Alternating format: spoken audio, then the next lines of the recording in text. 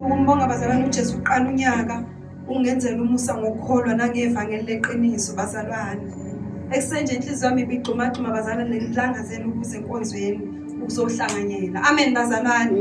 Ngiyambonga kakhulu uJesu bazalwane ukuthi nangakuwo lo nyaka ukuthi ngiyakholwa bazalwane. Amen bazalwane.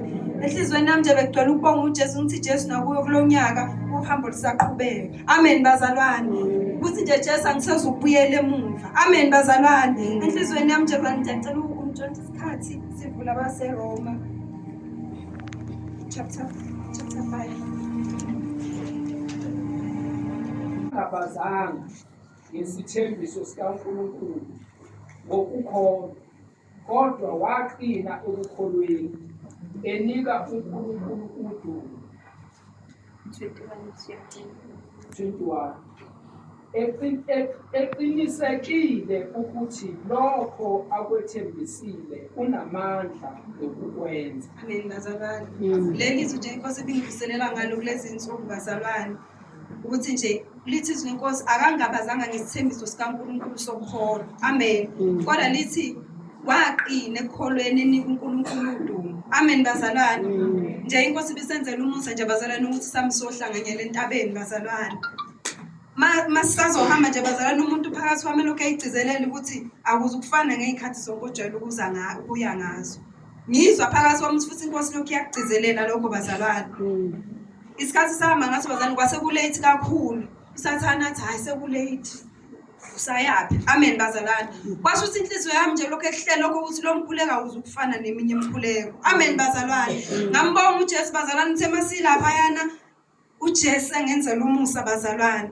Even umhlabelelo kuhlatshelelo bengazathi yonke into ebikhulunywa benqala ukizwa. Amen bazalwane. uJesu bazalwane enza ukuthi makusukuma umuntu esherizwe athi lalela isisi.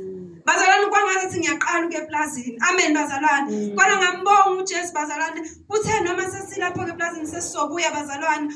Phakathi kwami kwasho ukuthi khona imbe engiyificayo bazalwane.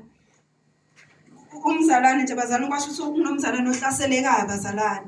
Athi usathane uyabona akekho omunye umuntu ozodila nale mpilo. If wena uyaya ngenkonzweni bengeke kwenzeke kanje.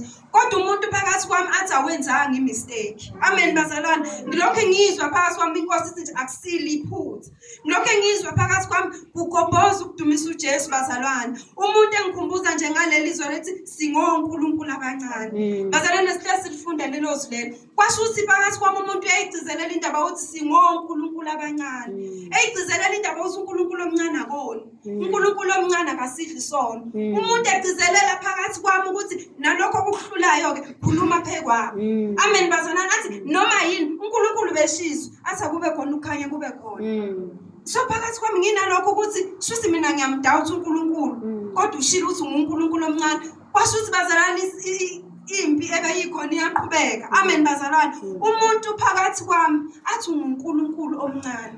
Akekho umuntu ozosafara ukhona uNkulunkulu. Amen bazalwane. Ngakhumbula amagunya bazalwane ukuthi nginelungelo. Umuntu engitshela ukuthi sinelungelo lokunyathela ofezela nenyongo. Amen bazalwane. Athi sebenzisa lelo gunya namhlanje. Amen bazalwane. Ngalisebenzisa igunya bazalwane uJesu wenza imali. Amen bazalwane. Wenza into bazalwane ibihlula ngisho udokotela. Amen. Athi nje isho phezulu kwesimo. Bazalwane ngakhuluma nesimo ngathi wena awubelongi kulomzimba. Ngalibiza igama likaJesu bazalwane uJesu wenza umangaliso. Namanje ngisamangela bazalwane enhlizweni yami nje kukhona ukuthi igunya bazalwane samsolisebenzisa uJesu siphile lona ukuthi singonkulunkulu abancane. Amen.